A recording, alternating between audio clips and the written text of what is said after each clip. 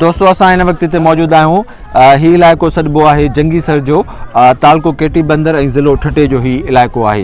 ही उहो इलाइक़ो आहे दोआबी डेल्टा वारो इलाइक़ो जिथे सिंधु दरिया ऐं समुंड पाण में मिलंदा आहिनि ऐं खारो ऐं मिठो पाणी पाण में मिलंदो आहे। हिते असां अॼु मौजूद आहियूं हिन इलाइक़े में जंगीसर जे। असांजो बुनियादी मक़सदु आहे हिते सिंध फेसबुक फ्रेंड जे तरफ़ां गरम कपिड़नि जी विरासत जेके असां तक़रीबन 400 ॿारनि में हींअर 7-8 ॻोठनि में करे चुका आहियूं।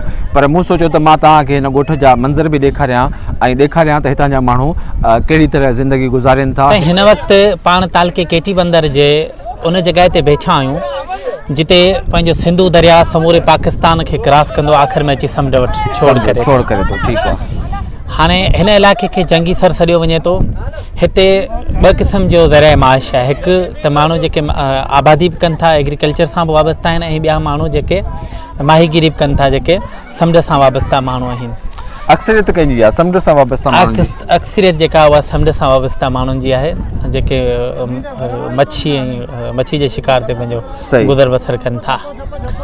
ऐं हिते जेको ओवरऑल पॉपुलेशन आहे उहा ज़्यादातर ग़रीब माण्हुनि जी आहे।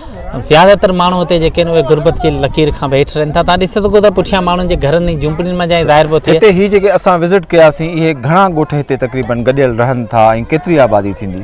हिकिड़ो ई सम्झो पाड़ो आहे जेको क्लस्टर खणी चइजे ऐं हिते जा माण्हू मुख़्तलिफ़ कम्यूनिटी जे हिसाब सां नंढा नंढा ॻोठ पाण में ठाहींदा। त हे पाण तक़रीबन 7 खनि ॻोठ क्लस्टर में विज़िट कया आहिनि ऐं अंदाज़न 2000 खां 2500 जी पॉपुलेशन ज़ातियूं कहिड़ियूं कहिड़ियूं हिते रहनि थियूं? हिते ज़्यादातर जेके ज़ात जे क्लस्टर में पाण आहियूं इहो मल्हाह ही माण्हू आहिनि पर इहे पाण खे कंडड़िया सॾाईंदा आहिनि। कंडड़िया मल्हाह ऐं ॿिया पारेड़ी ऐं गुजड़िया।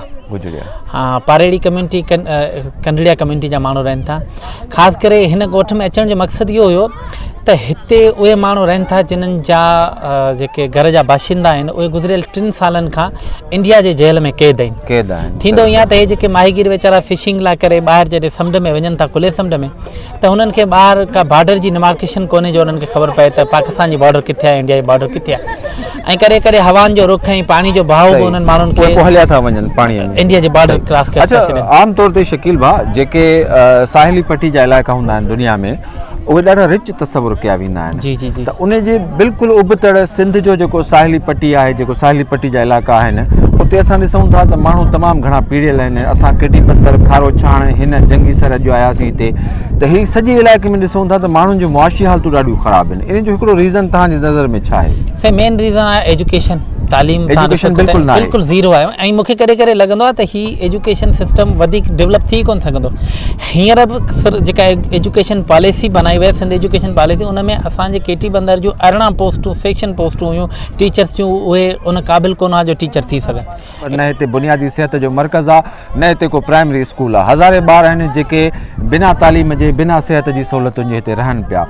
त हीअ असांजी सिंध आहे पीढ़ियल सिंध ऐं असां शहरनि में जेका ज़िंदगी गुज़ारियूं था बिल्कुलु उन जे बरक्स आहे। असां अॼु हिते सभु सिंध फेसबुक फ्रेंड्स जे नाले सां जेका पाण सभु गॾिजी करे कमु कंदा आहियूं त अॼु असां गरम कपिड़ा आंदा हुया जेके हिते हिननि माण्हुनि में विरहाया आहिनि।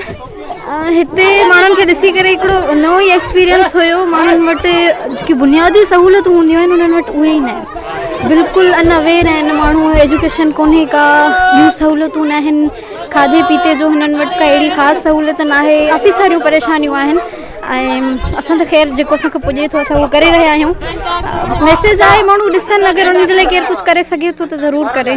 कोई तइलीम न कोई सिहत जे हवाले सां कोई कुझु कोन्हे। हितां खां कोई राति जो कोई एमरजेंसी थींदी आहे त माण्हू वीचारा हितां पंहिंजे ॻोठ जा माण्हू डोनेशन करे उन माण्हू खे बगान या ॻाढ़ो अस्पताल ते पहुचाईंदा आहिनि।